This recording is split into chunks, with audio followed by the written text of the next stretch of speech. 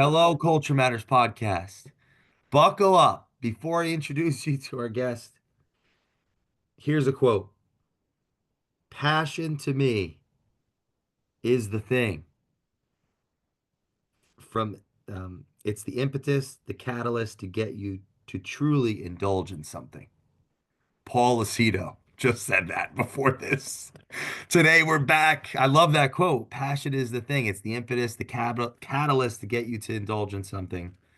We're back again with another 30 days of thought. I've got my book right here. We're doing exponential growth today. Our guest has been a friend of the show for years. They were in the first season of the show, believe it or not. The first season of the show. We just released episode 826 yesterday, and they were here for the first 12 episodes, the first season of the show. Just think about that for a second. And they've been a leader in their industry for many years. They're for about 15 years. This month is the anniversary of working with PRMG, a company that's really admired in the mortgage industry and the large organization. You know, thousands of people are relying on this, and tens of thousands in the industry. You know, when you consider all parties that benefit from. I had a mentor that said, you know, there's four people that for every employee that's employed somewhere. Four humans are on average affected.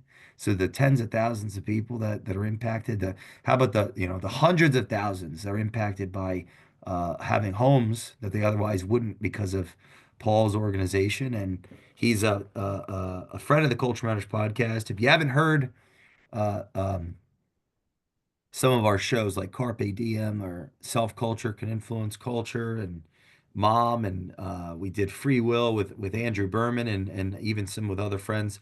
Go listen to those. And at that season one, that'll be a good one if you haven't. But today we're on page 28 with Paul, and we're talking, or 26 in 30 days of thought, exponential growth.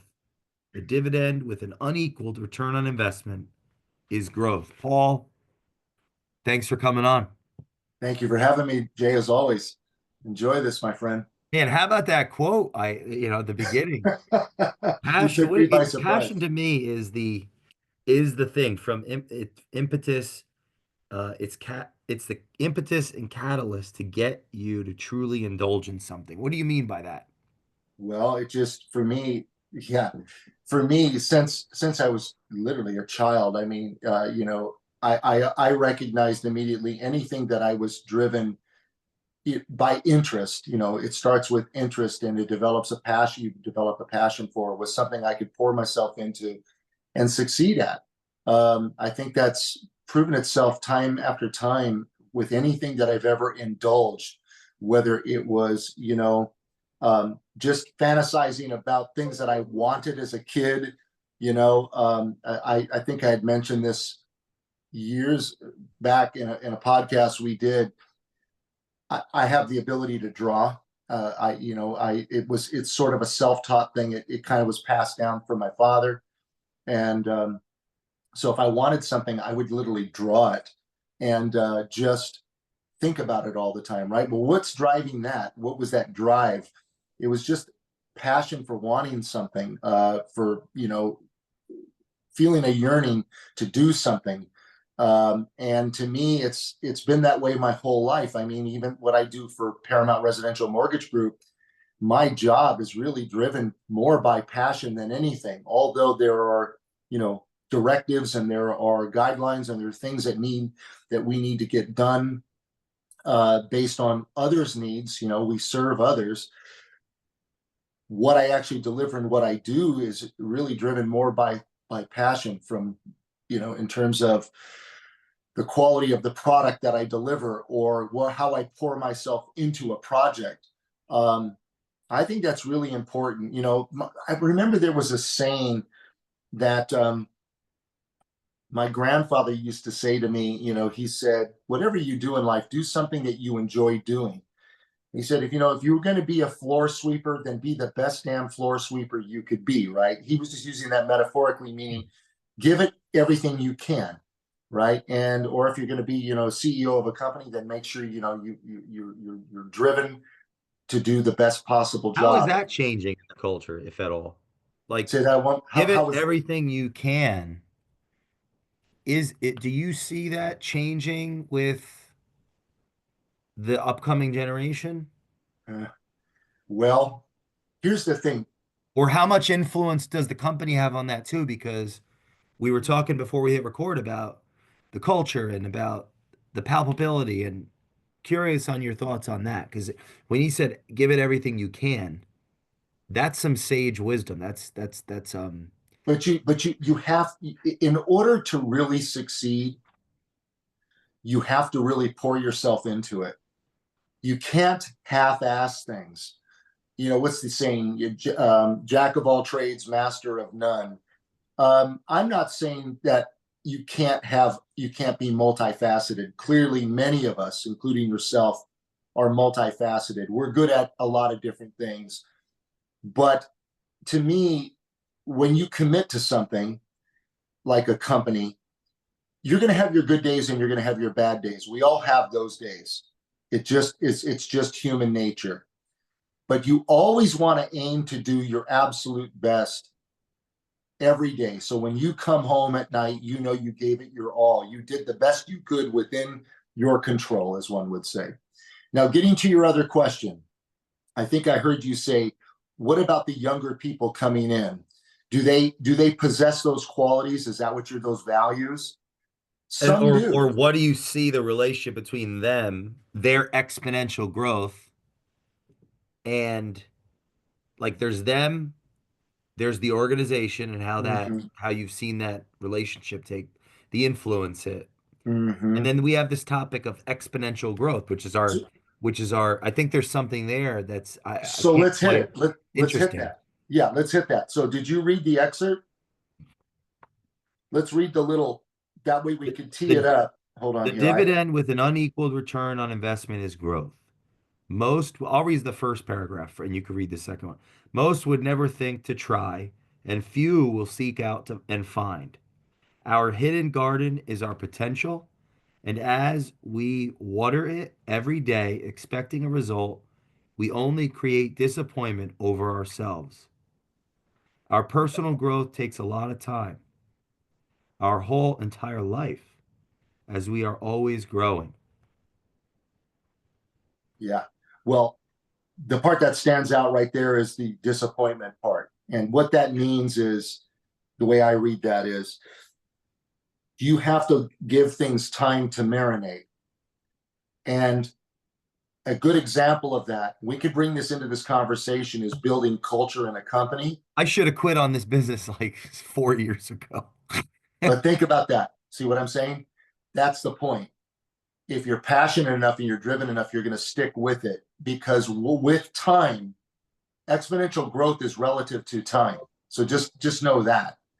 And what happens is, and I want to use this as the analogy, when you experience exponential growth, there's a multiplying factor that comes into play. I'll give you an example. I'm going to use the same one, and I use this with Andrew. I love drag racing.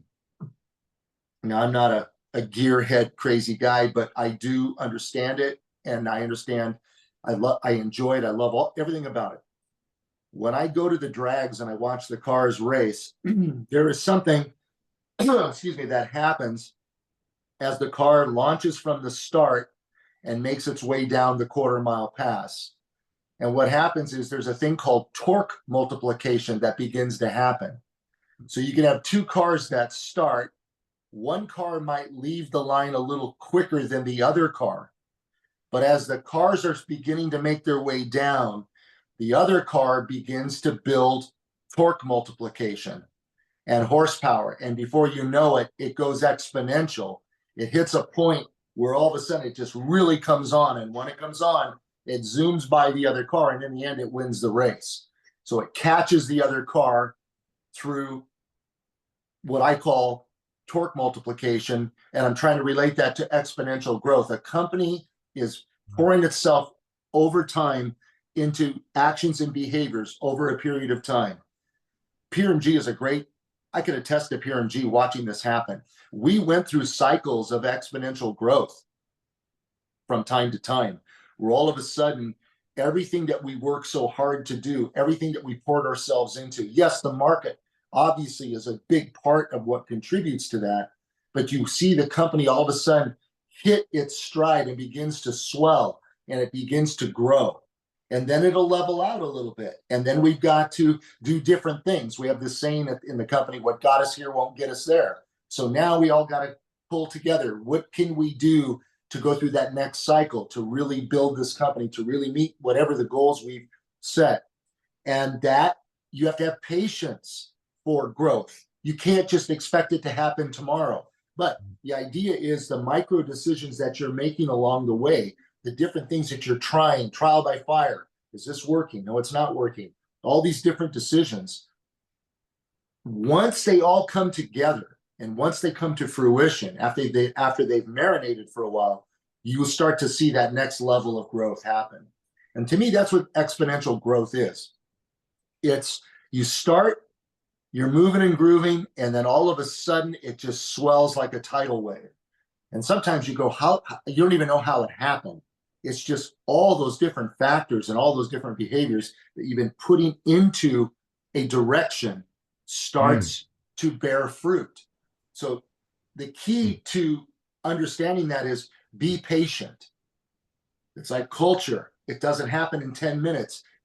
Sometimes it doesn't even happen in a year. Sometimes it takes years before you really truly see the result of all these actions and behaviors, and hopefully the correct ones, that allow a company to prosper. About four. It's About 4 years. culture transformations, like a four minimum. Ah, From my experience, actually doing it, okay. four or five, and that's why those that are in professional services that can't even build a client relationship for longer than a couple Zooms, they're not in the culture business. They're in a different business, very different business. Well, Not that's not a knock on them. It's just a very different business. a Culture, hundred. that's why generationally, like countries, they Yeah, go through phases because like we're not going to feel the consequences of our generation today until three generations from now. that's a very good point. So That's culture, you're exactly right. It takes years, and there also depending on the size of the business. Like you think of like a founder-led company, the mhm, culture change would take as long as it takes for that human being at the helm to evolve, mhm. molt. And we're all, well, that's a bit, we Molting is a good way molting to is say it. is all it's an interesting thought here. Like is if I don't want growth, like for me, right? It's growth for everyone but me. I'm Stalin. Like so like the change won't necessarily happen in the event. That's why the proliferation of private equity, for example. We actually don't need leadership to grow. We can actually just get new humans to lead this structure. And that's having an influence over our corporate landscape. Total digression, but the I have a question. We'll circle back, but I have a question Sure. about torque really quick because I is the torque multiplication, does that have a relationship with the car being behind the other car? No. So the torque multiplication, and usually in Because cars the with reason I asked that, I want in NASCAR, when the car goes behind the other car. oh, that's I thought, drafting. That's drafting. You're talking about drafting. does that give them a Yes. chutzpah So too? yeah. So okay. Now you're talking oval track racing. Even cyclists do this. So they're pedaling their asses off, or they're driving their car as fast as they can. They sneak up behind the other car. When they get behind the other car, what's happened now is the car in front is breaking the wind around the car. So in that moment when you're drafting, you have an opportunity to out accelerate the car out of that, because now the power is not fighting against the wind resistance. Wind resistance could really slow a car down by a matter of seconds. It can actually do that. Even as powerful as some of these cars are, that's why you've got aerodynamics. So you're talking about aerodynamics. What I'm talking about is, if you want to get into it mechanically, I'll explain it. Well, there's Uh, good metaphors here. The reason is like I want to see what my competition is doing so I can draft their ass. you got to get right there, and then once you got But it if figured out, you come around them. if I'm too hubristic, Yeah, I'm not going to look at them. that's And interesting. there's a necessary You're element of talking about pride. You're talking about pride. yeah, now there's a Yeah. necessary element of also focus. Mm-hmm. Like I don't want to be overly focused on I don't want to overly draft because then I'm never going Mm-hmm. to leave. I'm never the reason I didn't know what torque multiply I saw it maybe this is a metaphor for business too because like the draft if I'm Mm-hmm. following if the competitor is breaking the wind they just put in 40 million in research and development to this thing. Mm-hmm. You know, I'm a leader. I live in paradox. I have to be able to look at that, but also keep my eye on the ball and not lose focus. 100%. Yeah, And I feel like, so you thoughts have to on have that? good Like the unagi. You got to have good unagi. You got to be very unagi. you know clearly any real business professional is keeping their eye on their competition, right? You do need to keep your eye on your competition, but you don't also want to lose sight of what you're doing. There's what's that saying? You work in the business or you're working for the business, right? There's that metaphor, Yeah, I yeah, think. yeah. So you need all of it. I mean, it's not just one thing. I want to go back and just explain this torque thing to you, Yeah, please, just please. for the hell of it. So in a car that has an automatic transmission, in particular, um, when the torque converter, which is taking power from the motor and sending it to the transmission, it's this device. It actually looks like a giant donut. And what it's doing is it's taking the torque the motor is producing and it's multiplying it back to the transmission. But that can't happen immediately. It's got to happen as the engine starts to rev faster and faster. Then it's transferring energy into the transmission. But the way it's doing it, it's doing through torque multiplication. So the engine is spinning as fast as it can spin, but the torque converter is helping convert it to even spin faster to the wheels if possible through gear ratios and different things like that.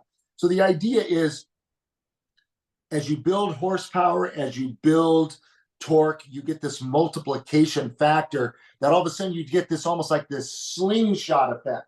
All of a sudden the car you just drive your Wow. car around and lay on it, and then you all of a sudden you'll feel this surge. That's when the torque multiplication is happening. It's beginning to come on. We call it it's coming on. The car is coming Okay, on. here's a second. I can't do that. I don't think all right. Path A is straight. Path Mm-hmm. B is straight and then winding and then straight Mm-hmm. again. Mm-hmm. Path A is straight. The path is straight. Now I am going down the path. I'm an individual. I could be Mm-hmm. afraid of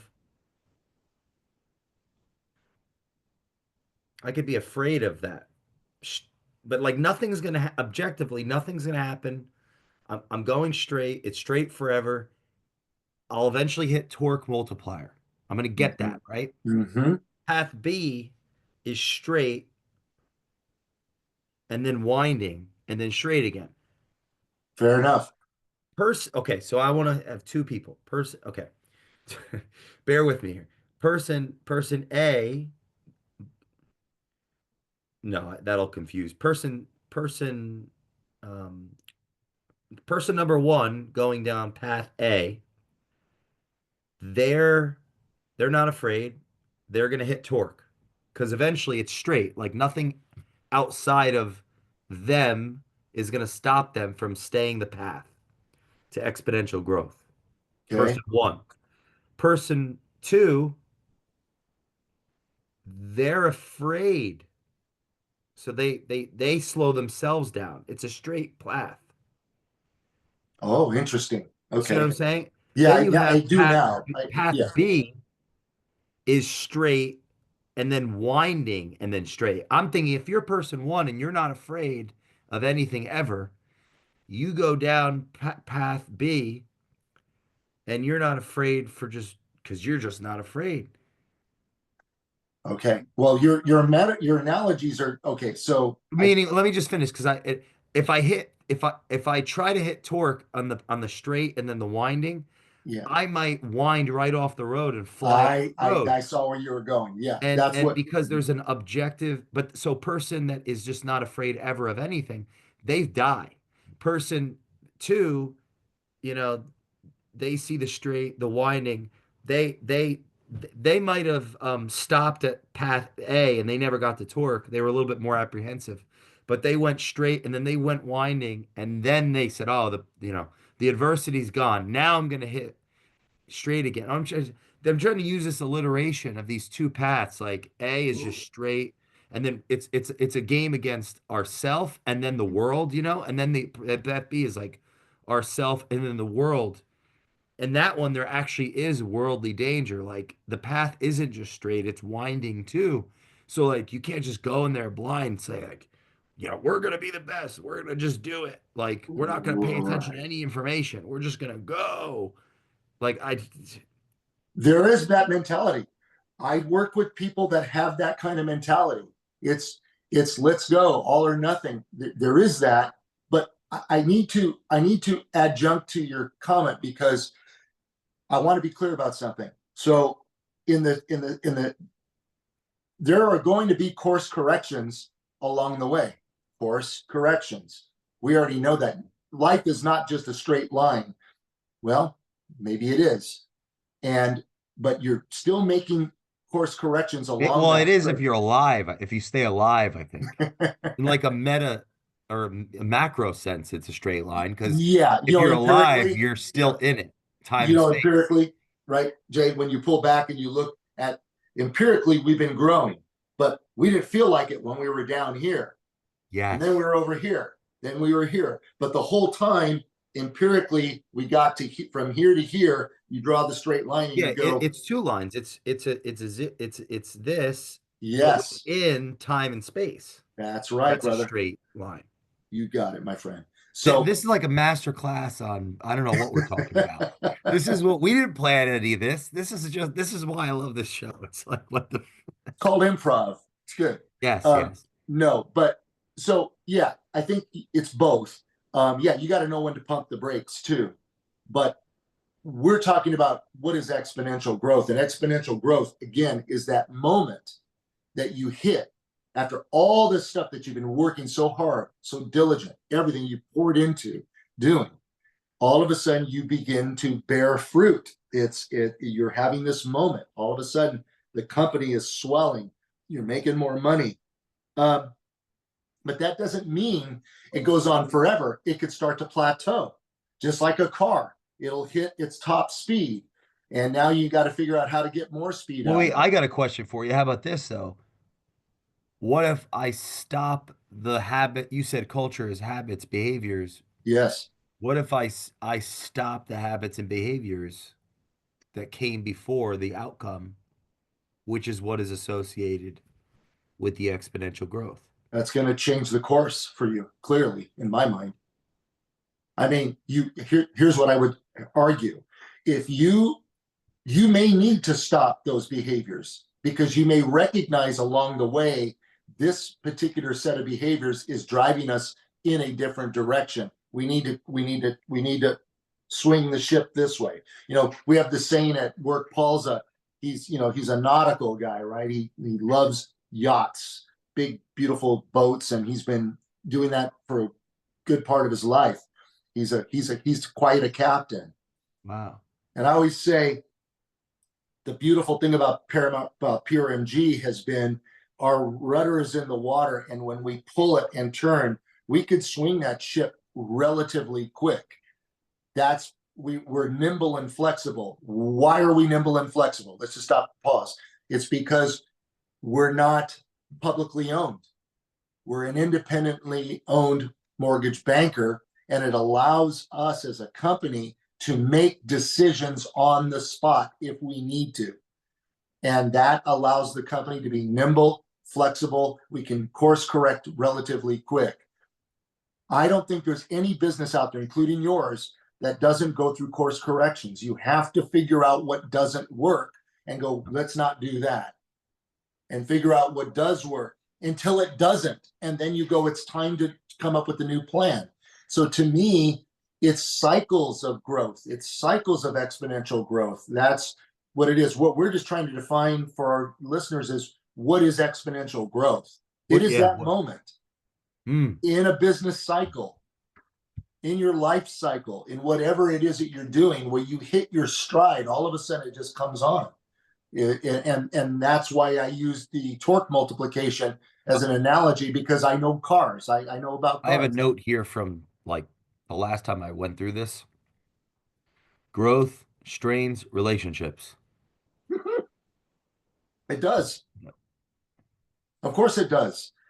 It's going to strain relationships, and nobody likes change, even though change is inevitable. I don't like it sometimes myself, but I have to remind myself, hey, you're the guy talking about it on this podcast, But this that is change funny, just Paul, because like I'm sorry. Well, nobody we gotta and I am not disagreeing with that, but I want to call that out. Mhm. Saying no, when I hear nobody likes change, I hear nobody likes their life. Okay.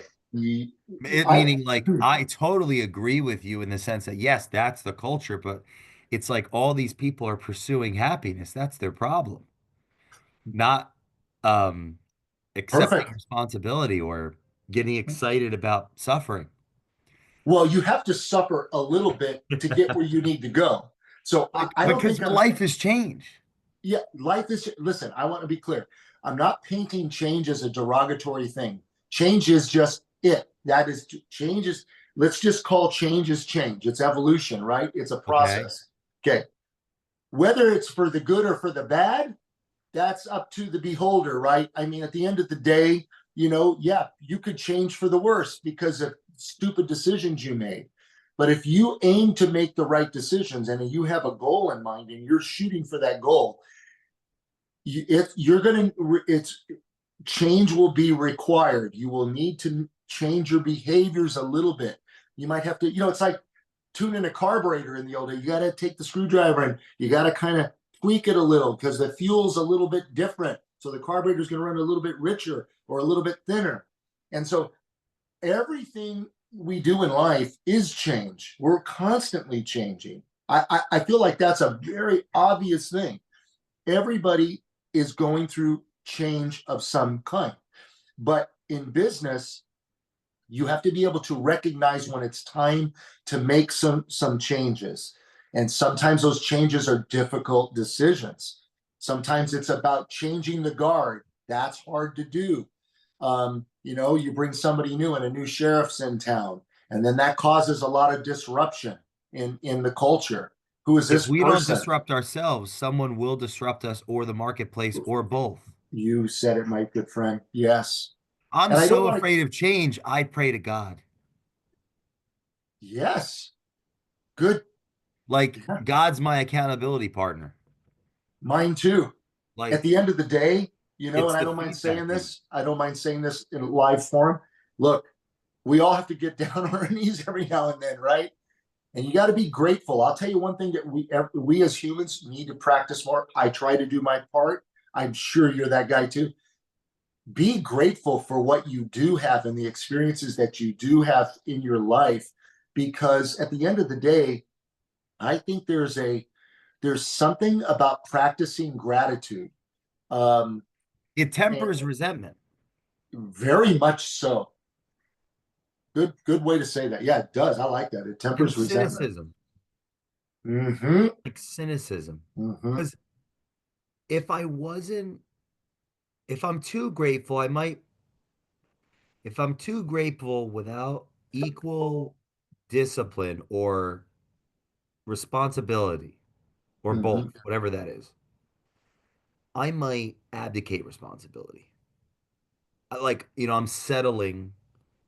Other people are other people are suffering because of my irresponsibility. I've taken it too far. At the same time, so it might be like a lack of resources, a lack of relationship clout, a lack of reputation, a lack of self appreciation Hmm. has driven me to want to be successful. Interesting. That's your impetus. That's your Like, catalyst. well, hey, I don't have any money. I don't have social standing. I'm not invited to this friend's house. I don't have this shirt they have. I don't have this.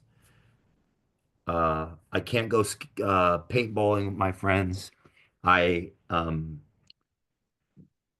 trying to think early adolescent trauma. I can't afford my World of Warcraft subscription. It's a huge fight over it. I don't get the car I want. Yeah. I We don't live in a big enough apartment. I don't have my own room anymore. I'm not going to college.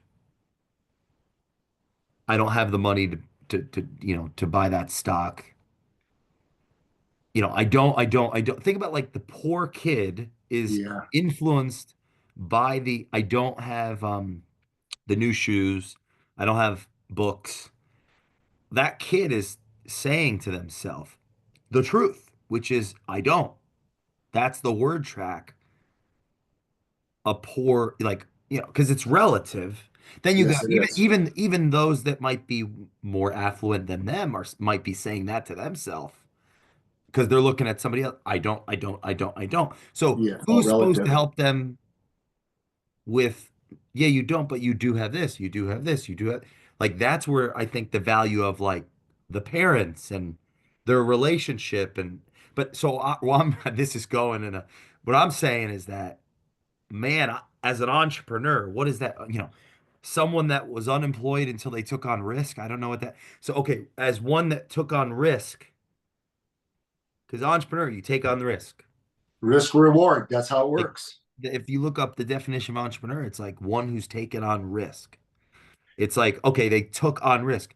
Why would one do that? It's not a rational thing at all. I think it's irrational. Why would one, what the rational thing to do would be a proud citizen, show up to your job, do a good job, provide for your family, provide for your future self, tithe, invest in your future, eat, drink water, take your kids on vacation, tell them you like them, buy them enough but not too much. Like being a proud, rational human. Sure. Pray, like be of the spirit. Like there's so much that one could do. Like be a good citizen, vote, stand up against tyranny, own a firearm. I'm just kidding. I'm kidding. I'm kidding. No, uh, yeah, commit. Don't break the law. Like thou shalt, whatever. Follow that, right? To be okay. I'm a proud person. I'm a person. Starting a business, potentially don't be able to feed your kids baby formula. Potentially can't take this, your girlfriend, spouse, whatever, your life partner out on to eat, potentially alienate yourself from the people that you love, friends, family, everyone that can't fully, they're not committing their life to that. So Hmm. how could they understand and why should they? And those that love us most would tell us, don't do that because that's irrational. So I'm setting myself up to be alienated from everyone that I've ever known and loved that I simultaneously might even not like because I don't, why would I like them if I don't like me? If I like me, I might not do it.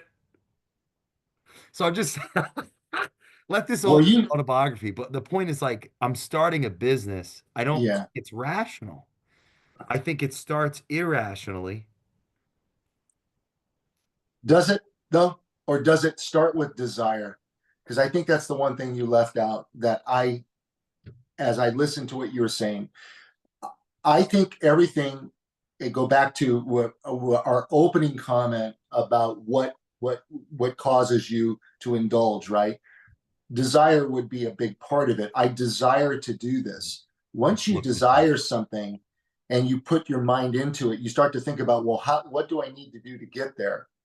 Um, Let's look at desire. This is good. I like the direction this is going. So desire, if you're not on YouTube watching this, if you're listening to this, get on YouTube.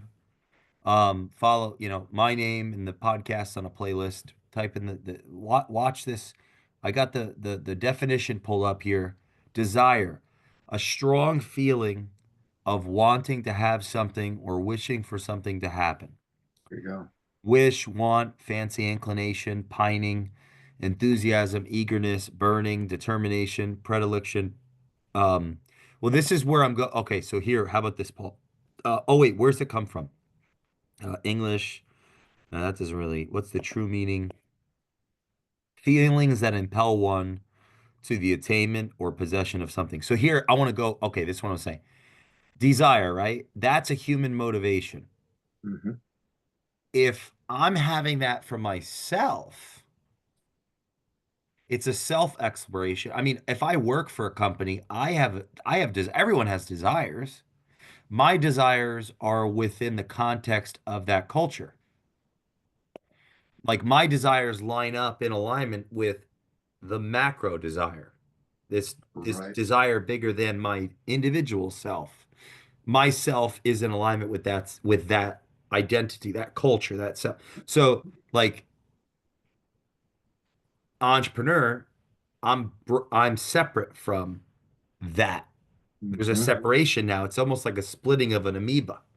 And Hmm. now someone's going to start. This is where like businesses they grow and multiply, they split out. Just like how there's a company could buy subsidiaries or start extra businesses under its helm. It could Sure. also it starts its competition. The Yes. disenfranchised citizens leave and start new countries. Like that's a naturally manifesting principle of business that, really messes with people's heads, obviously. Because who wants to employ their future competitors? Nobody wants this. But I'm saying like that's you're right. Desire is a big piece of it. It's It's a self-realization. it's a To huge piece of it. no, 100%, Jay. No, you're on it. I was going to say when somebody decides to split off, there could be many factors that lead them to want to split. They've learned what they can learn. They feel like they're not going any further, and they make the decision to say, you know what, I think I could do more on my own. Or you know what, I desire to be on my own. And in order to do that, I have to make certain risks.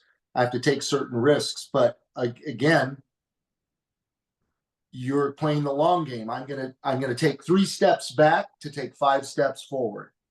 So the idea is there's always got to be a little bit of give and take, tug and pull. At the end of the day, you know, that happens all the time in our industry. People break off, they want to go branch on their own. They realize the grass is no greener on the other side of the fence. The grass is always greener where it's watered. And, that's a saying we have I too. think the reason that I've taken on the risk is because there's something that's always been inside of me that has to express itself, that has not fully expressed itself. Fair enough. And that's a great reason. That's a great reason, Jay. That's a great reason. I mean, that's being honest, and, we all have And the desire. conflicts that I had with mentors, I can take stock in that I didn't listen well enough. I didn't ask enough questions. I also wasn't fully taking ownership, or I didn't take enough risks, or I wasn't yet in the rooms that I was deserving of. And part of that though is because I didn't put in the work yet. I didn't stu like if you don't put in the work, you don't get to if you don't study for the SAT. Yeah, I never took the SAT. Like there you go. I never if you don't take it, I didn't study nor take it. So that's an example of like, well, that was a mistake. Like Duh. But So something else birthed something sure, else. but this is the thing, Paul. That is true, but I'd rather you say that than me because I don't want to make excuses for myself. I know. I'd rather you say that than me because this is the thing. But you're looking in the mirror, my friend. I have I am. I think that's one of my most endearing qualities. I am so like I'm so, and now at the same time, I can be debilitatingly critical of myself, but I am a very critical of myself, and I think that's a good quality because I really have been an asshole. And I've been able to be less of an asshole consistently. Well, that's the thing. I don't think I can even say that. I think you should ask the people closest to me whether that's true or I not. But right, because that's I funny. don't really know. I could be so You know, it's those are that's tough because we listen, we all got skeletons in our closet. We always many of us I should have, could have, you know, should have, would have, could have, whatever. At the end of the day, I go back to the same comment we made earlier. Pull back and look at it empirically and go, oh well, shucks. here's something that's helped me The with my whole time, exponential. the whole time, I am getting where I need to go, but your path might be a little bit different from my path versus your wife's path. I mean, everybody's Yeah. got a path, and there are things that I regret. I have regrets, some regrets. I wish I would have furthered myself in school, but I kind of did that through my own kids. Not that I pushed them real hard, but they both took it to that level that I went, good. Something good came out of it. Oh, I that's still amazing. managed to do well because I chose a different path out of selfishness, out of laziness, out of procrastination. I could go on and on and on and list all the things that I know I had to overcome, but I did Yeah. overcome those things. I found my way and I had good mentorship. You and I've talked about this. Yeah. And so at the end of the day, when I said you're looking in a mirror, trust me, my good friend, I know those paths too. But I'm older now and I'm at a point in my life that I can't hang on to that baggage anymore. I Yeah. have to break those shackles and move forward. It's back to what was the one? Two forks. Okay. Anyway, go ahead. I don't want to No, get. I don't want to that's very helpful digress. to me. I'm going to re-listen to this, and I want to say that something that I think is practical for our listeners is when I am looking back, it's because I'm trying to figure out what I can do better. Mm-hmm. I'm trying. So I went recently. I was at the Alliance of Responsible Citizenship. As we close here, I'll give a shout out to ARC for our also and the Alliance of Responsible Citizenship in London. It's an international community of humans that care about the future of literally the world. Co-founded by Dr. Jordan B. Peterson. 4,000 people there, 100 countries. My takeaway from being in that community was because I'm around peers, mentees, mentors, professor. I got to meet professors that I read their books. I'm in the university taking courses. I talk to Jordy, Jordy, Dr. Peterson. Um, I look at myself and I say, what can I do better? Kierkegaard said, Soren Kierkegaard, life can only be understood backwards, but must be lived forwards. And I said, I have a checklist. These are things I could work on and improve and focus on. I get energy. I'm competitive. I'm proud of being competitive. That doesn't mean I can't be cooperative. Right. Cooperate with my team, compete with the competition. That doesn't mean you disrespect. That's something our culture today. Everyone disrespects each other at every level. Competition, especially in your industry, people disrespect each other and have for the in hindsight.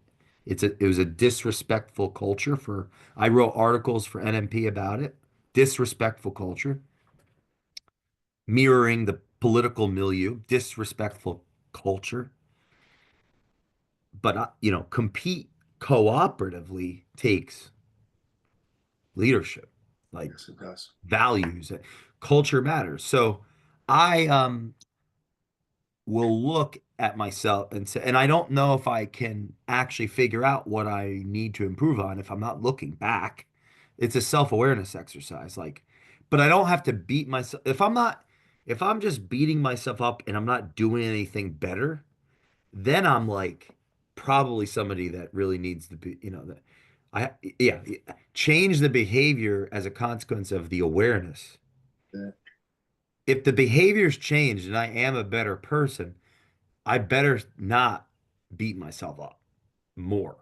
That would be the other thing. It's like I'm still living, and it's an interesting thing about I've noticed this with like entrepreneurs that have been in the game for like, decades and decades and decades is it can be really, really, really well, it is really, really hard to stop running. Like you got a guy with 700 million net worth and they're working like they have 50 grand to them Yeah. and they owe 750. And so it can be hard to stop. Yeah. And anyway, this is a No, good that's a exponential growth. that was well said. No, I'm with you. Yeah. Once you're on that hamster wheel, good luck. But you make it you make a lot of good points, and I feel like this, you know, we started with exponential growth and then we got into the psyche of what drives an entrepreneur to be an entrepreneur. What's the impetus? I think we covered a lot of ground in this one. This to me was good. This was Exponential kind of growth. cathartic for me. Really. At the last sentence, but now the leader encompasses growth. The leader has a purpose, and his growth is exponential. Paul, this has been an exponential conversation today. If you're listening to this, please give us a review on the Culture Matters podcast. Share with somebody that you think needs to go exponential. And I'll tell you, go listen to our other episodes on the Culture Matters podcast. Paul, thanks. Where can people follow you? I mean, really, truly, just on LinkedIn is the best place. I'm on LinkedIn, Paul Lucido. You'll find me tied with PRMG. I think I have a Instagram, which is kind of more my personal page. I think it's Paul Lucido CMO on Instagram _CMO. I think it is. But the main one I would say is if you're interested, is follow me on Take Five with Paul Lucido. Just type in Take Five with Paul Lucido and you'll get to the On Take Five YouTube. podcast. Yeah. On YouTube. So On follow YouTube. Paul Yeah. there.